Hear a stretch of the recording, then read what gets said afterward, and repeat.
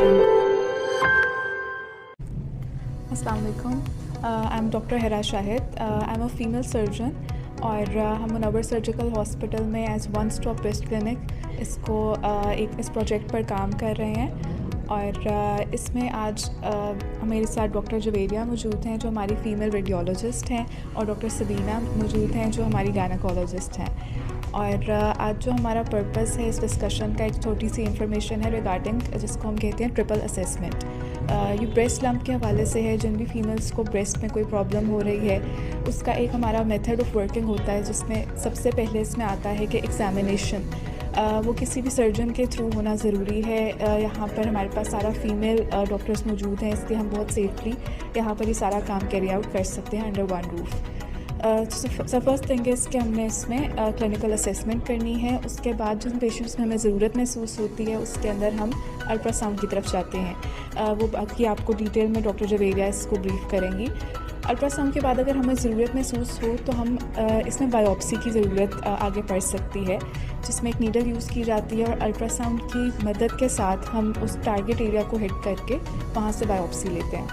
तो इसके लिए सबका मिलकर काम करना ज़रूरी है, जो फैसिलिटी हम यहाँ पर प्रोवाइड कर रहे हैं। अब मैं हैंड ओवर करूँगी डॉक्टर जवेरिया को, वो आगे आपको अल्ट्रासाउंड से रिलेटेड मज़ीद गाइड करेंगी।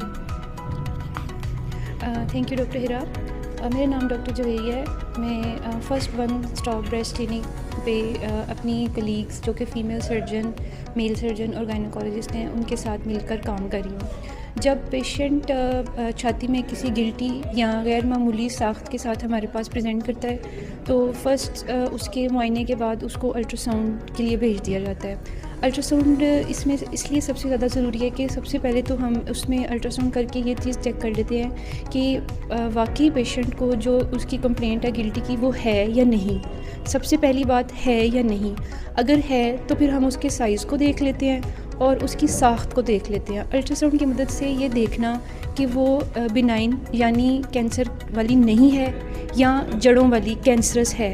अगर ये दोनों चीज़ों में हम डिफ्रेंशिएट कर लेते हैं उसके बाद हमने उसकी जो एक्सटेंट है या जो उसका रुझान है वो किस तरफ है, क्या वो सिर्फ छाती तक महदूद है या छाती से बाहर वो जा चुकी है।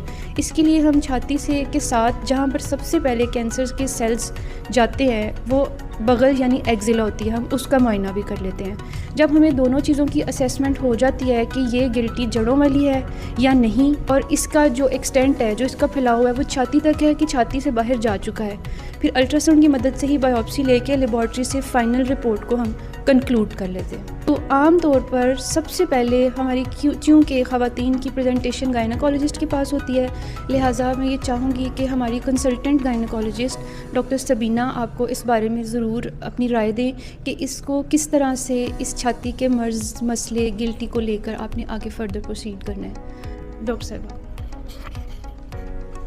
अस्सलाम वालेकुम, मैं डॉक्टर सबीना रशीद भुट्टा हूँ। मैं एक गायनेकोलॉजिस्ट हूँ जो कि मुनव्वर सर्जिकल हॉस्पिटल की उस टीम का हिस्सा हूँ जिसको वन स्टॉप ब्रेस्ट क्लिनिक के तौर पर कायम किया गया है, जिसके बारे में डॉक्टर हिरा और डॉक्टर जवेरिया ने ऑलरेडी आपको ब्रीफिंग दे दी है।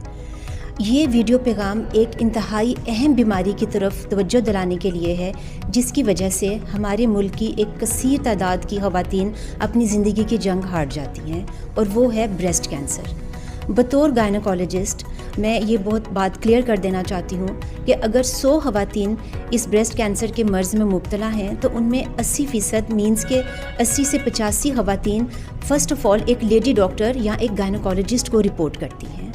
मेरी अपनी कम्युनिटी से, गायनेकोलॉजिस्ट से ये दिली अपील है कि जब भी हमारे पास या मेरे पास एक लेडी डॉक्टर के पास ब्रेस्ट गिल्टी के साथ कोई पेशेंट रिपोर्ट करे तो काइंडली ऐसे पेशेंट के फ़र्स्ट मुआयने के साथ ही उसको कंसर्न्ड जनरल सर्जन या वो सर्जन्स जो स्पेशली ब्रेस्ट कैंसर को डील करते हैं उनकी तरफ रेफ़र करें। ये मर्ज़ देर से तशख़ीस होने की वजह से ख़वातीन के लिए जानलेवा होता है। तो अगर हम इसकी बरवक्त एग्ज़ामिनेशन करें, छाती का प्रॉपर मुआयना करें, पेशेंट से उसके मुतल्लिका सिम्टम्स को, उसकी प्रॉब्लम्स को डिटेल से सुनें और समझें, तो हमें साथ ही ऐसे पेशेंट्स को बरवक्त एक अर्ली डायग्नोसिस के लिए और एक अर्ली ट्रीटमेंट के लिए कंसर्न्ड सर्जन की तरफ रेफ़र देना चाहिए। पेशेंट्स जब गायनेकोलॉजिस्ट या लेडी डॉक्टर्स के पास पहुंचती हैं तो उनकी डायग्नोसिस को कंफर्म करने में इतनी ताख़ीर कर दी जाती है, उनको टाइमली रेफ़र होने में इतना टाइम लग जाता है कि वो 3rd स्टेज और 4th स्टेज में एंटर हो जाती हैं। तो प्लीज़ ख़वातीन की ज़िंदगी बचाने के लिए हम सब पे, लेडी डॉक्टर्स पे ये ड्यूटी आयद होती है कि हम टाइमली रेफ़र करें कंसर्न्ड जनरल सर्जन की तरफ। Thank you.